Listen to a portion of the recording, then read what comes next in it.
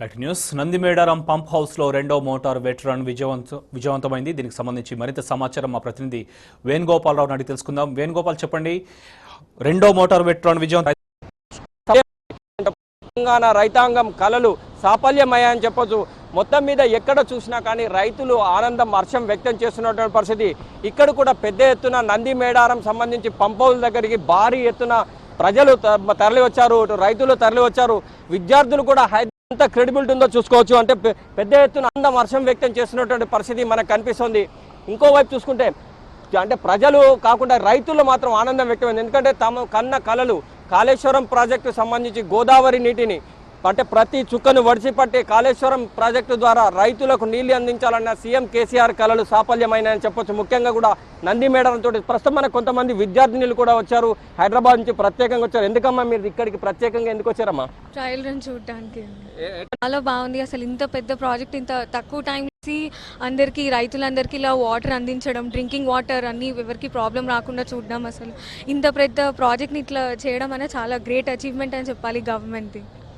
మీకు ఎట్లా అనిపిస్తుందమ్మా?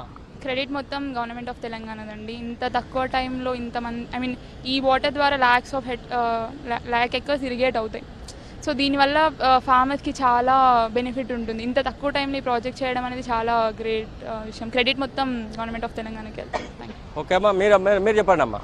ఈ ప్రాజెక్ట్ చాలా ప్రతిష్టాత్మకంగా తెలంగాణలో నిర్వహిస్తున్నారు. చాలా పెద్ద బడ్జెట్, రైతులకు చాలా యూజ్ అవుతుంది.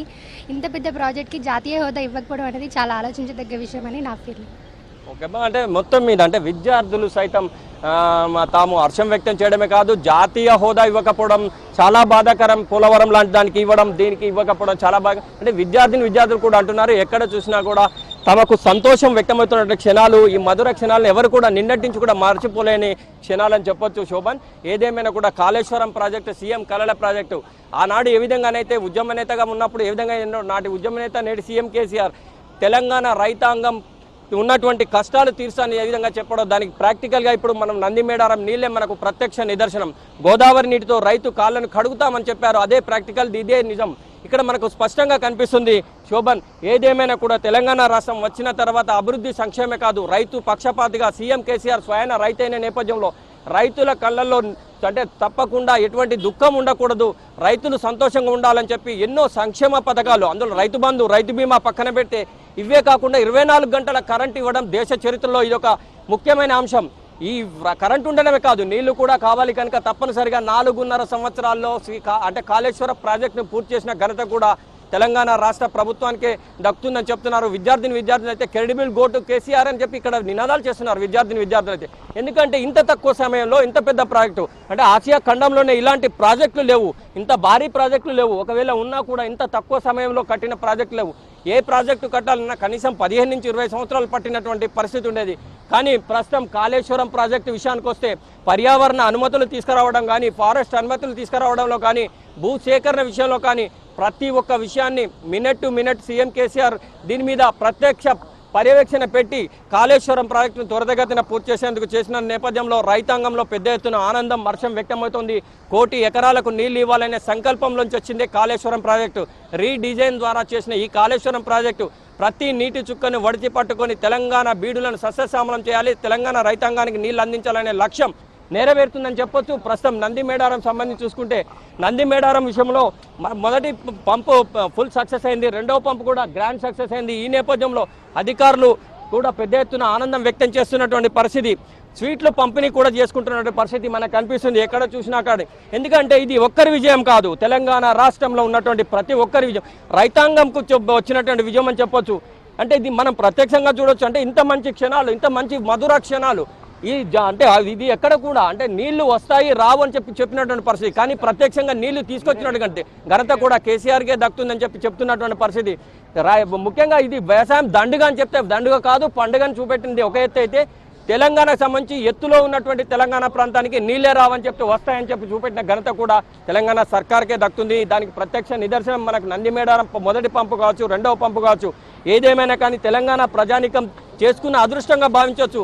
ఎందుకంటే గోదావరి నది పరివాహక ప్రాంతం ఉండి కూడా కనీసం సాగు నీరు లేని దుస్థితిలో ఉన్నటువంటి తెలంగాణని ఈరోజు ప్రతి అడుగడుగునో చెరువులు కావచ్చు, కుంటలు కావచ్చు కూడా మొత్తం మీద ఇటు చూసుకుంటే ఎల్లంపల్లి ద్వారా ఇప్పటికే గత సంవత్సరం కూడా ఎల్లంపల్లి ద్వారా ఇటు వేములవాడ కాన్స్టిట్యున్సీ కాదు చొప్పదండి నియోజకవర్గంలో ప్రతి చెరువు నింపిన ఘనత కూడా దక్కుతుంది తెలంగాణ రాష్ట్ర ప్రభుత్వానికి.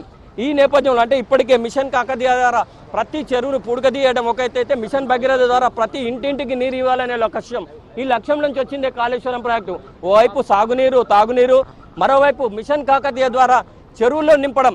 అంటే ముఖ్యంగా గ్రామీణ ప్రాంతాల్లో చెరువు గుండెకాయ లాంటిది. చెరువును ఒకప్పుడు ఎప్పుడో 30 సంవత్సరాల క్రితం చొప్పదండి నియోజకవర్గంలో నిండిన గుండి చెరువును నింపిన ఘనత కూడా తెలంగాణ సర్కార్కే వస్తుందని చెప్పొచ్చు.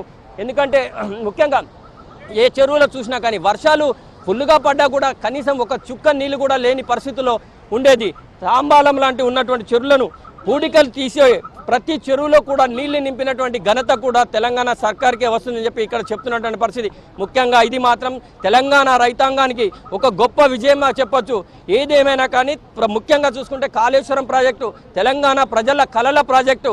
ఈ ప్రాజెక్టు పూర్తయితే 1 కోటి ఎకరాలకు నీళ్ళు ఇవ్వడం ఒక ఎత్తు అయితే అంటే ముఖ్యంగా సాగునీరు తాగునీరే కాదు, మిషన్ భగీరథ కావచ్చు, మిషన్ కాకతీయ కావచ్చు, చెరువులు కావచ్చు, కుంటలు కావచ్చు, ప్రతి ఒక్కటి కూడా అంటే ముఖ్యంగా కరీంనగర్ జిల్లా విషయానికి వస్తే మాత్రం కరీంనగర్ ఒక వాటర్ హబ్గా మారుతుందంటే అతిశక్తి కాదని చెప్పొచ్చు.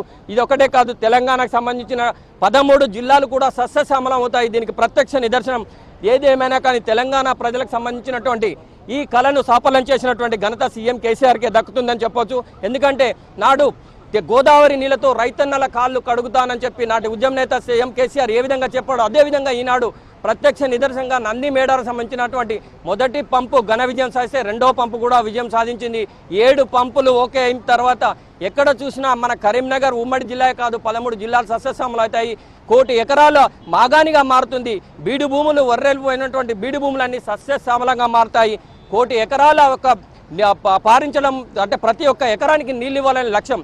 మొత్తం మీద అయితే జూన్ జూలై వరకు ఈ నీళ్లను అందించాలనే లక్ష్యంతో ఇటు అధికారులు పెద్ద ఎత్తున ఇంజనీర్లు 24 గంటలు 3 షిఫ్టులుగా పనిచేస్తూ తమకు సంబంధించిన పనిని ఎప్పటికప్పుడు పర్యవేక్షిస్తూ తెలంగాణ రైతాంగానికి జూన్ వరకు నీళ్లు అందించాలనే లక్ష్యం నెరవేర్చేందుకు శాయశక్తులా కృషి చేస్తున్నటువంటి పరిస్థితి మనకు స్పష్టంగా కనిపిస్తుంది. శోభన్, ఏదేమైనా కానీ తెలంగాణ ప్రజలకు ఈరోజు ఒక గొప్ప రోజు అని చెప్పొచ్చు.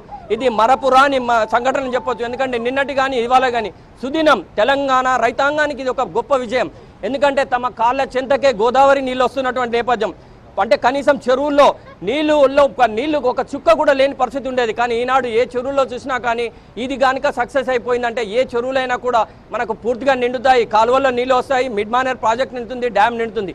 కనుక డ్యామ్లే కాదు ప్రతి ఒక్క చెరువు నిండుతుంది. ఈ నేపథ్యంలో ప్రతి రైతు కూడా ఒకప్పుడు వ్యవసాయం దండుగానే అనుకునేవారు, కానీ వ్యవసాయం పండుగలాగా 3 కార్లు చేసుకునే అవకాశం రైతన్నలకు వస్తుంది. 24 గంటల కరెంట్ వచ్చింది. ఇప్పుడు నీరు కూడా వస్తున్న నేపథ్యంలో ప్రతి రైతు ఆనందం వ్యక్తం చేస్తున్నటువంటి క్షణాలు మనకి ఇక్కడ కనిపిస్తున్నటువంటి పరిస్థితి. నందిమేడారం కూడా వేలాది మంది రైతులు తరలి వచ్చారు. ఎందుకంటే ప్రత్యక్షంగా చూద్దాం, నిన్న మొదటి పంపును మిస్ అయిపోయాం మేము, ఆ క్షణాలను ఆ మధుర క్షణాలను మర్చిపోయాం. ఈ రోజు తప్పనిసరిగా రెండో పంపును చూడాలని వేలాది మంది తరలి వచ్చినటువంటి పరిస్థితి మనకు స్పష్టంగా కనిపిస్తుంది. శోభన్, ఏదేమైనా ఈరోజు తెలంగాణ రాష్ట్ర ప్రభుత్వమే కాదు తెలంగాణ రైతాంగానికి ఇది ఒక గొప్ప విజయంగా భావించవచ్చు, గొప్ప సుదినంగా భావించవచ్చు అని చెప్పొచ్చు. శోభన్, మొత్తం మీద ఇది ఇక్కడ తాజా పరిస్థితి. Over to Hyderabad studio.